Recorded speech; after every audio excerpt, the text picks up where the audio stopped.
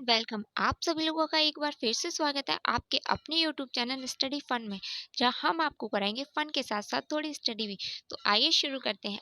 हम पढ़ाएंगे ऐसा आपको समझ आए जैसा। तो आज हम पढ़ने वाले हैं 12th क्लास की पॉलिटिकल की फर्स्ट बुक का फर्स्ट चैप्टर, जी हाँ, शीत युद्ध का दौर। तो सबसे पहले हम ये जानते हैं कि शीत युद्ध होता क्या है।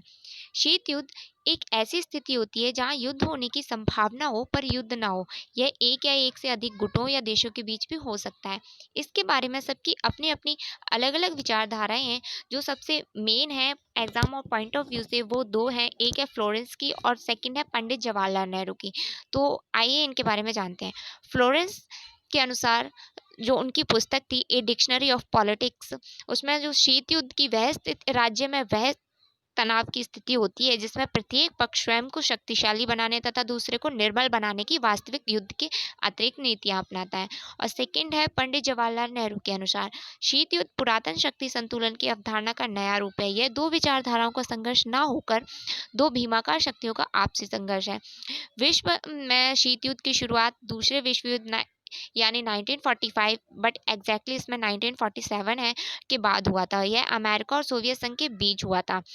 इसी के तहत आगे चलकर हम पढ़ेंगे कि इसी के तहत अमेरिका ने 1949 में नाटो की स्थापना की थी और इसी के उत्तर में सोवियत संघ ने नाटो के उत्तर में 1955 में वार्सा पैक्ट की स्थापना की थी।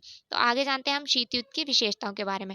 शीत युद्ध में दो शक्तिशाली गुट शामिल थे, जैसा कि आप सभी लोग जानते हैं, अमेरिका और सोवियत संघ। दोनों गुटों के पास परमाणु हथियार थे और दोनों गुटों ने सैनिक गठबंधन किए थे। शीत युद्ध के दौरान दोनों गुट एवं उनके सहयोगियों से यह आशा की जाती थी कि वह तर्कपूर्ण एवं उत्तरदायित्व वाला व्यवहार करेंगे।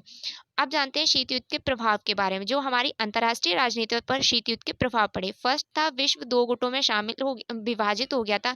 जैसा कि आप सभी लोग जानते हैं, कुछ लोग अमेरिका के साथ थे और कुछ लोग सोवियत संघ के साथ थे।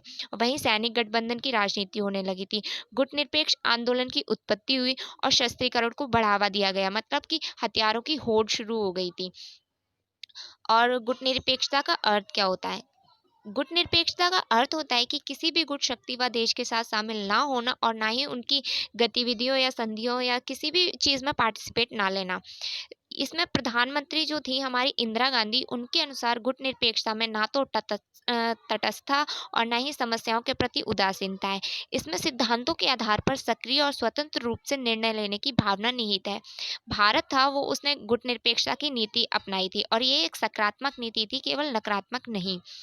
और भारत के गुट निरपेक्षता नीति अपनाने के कुछ कारण थे, वो जो मेन थे, वो फर्स्ट है आर्थिक पुनर्निर्माण। मतलब 1947 में अभी भारत जो है स्वतंत्र हुआ था, उसके पास इतना पैसा नहीं था कि वो किसी भी देश के साथ शामिल होकर हथियार या फिर उन्हें कुछ भी चीज़ फैसिलिटीज़ दे सके। तो और उसे अपनी आर्थिक रूप से अपने देश को आगे भी बढ़ाना था, जिससे कि तो इसके लिए सभी देशों की मदद ज़रूरी थी, आर्थिक रूप से भी और वैसे भी। तो इसलिए उसने भारत ने गुट निरपेक्षता की नीति का अपनाई थी। और सेकंड था स्वतंत्र नीति निर्धारण के लिए। भारत ने गुट निरपेक्षता की नीति इसलिए भी अपनाई ताकि भारत स्वतंत्र नीति का निर्धारण कर सके। और थर्ड था भारत की प्रतिष्ठा बढ़ाने के लिए। भारत की प्रतिष्ठा बढ़ाने के लिए गुट निरपेक्षता की नीति का निर्माण किया गया। गुट निरपेक्ष आंदोलन की प्रासंगिकताएं। प्रासंगिकता का मतलब होता है योग्यता या फिर योग्य। फर्स्ट था, गुट निरपेक्ष आंदोलन विकासशील देशों के सम्मान एवं प्रतिष्ठा को बनाए रखने के लिए आवश्यक था।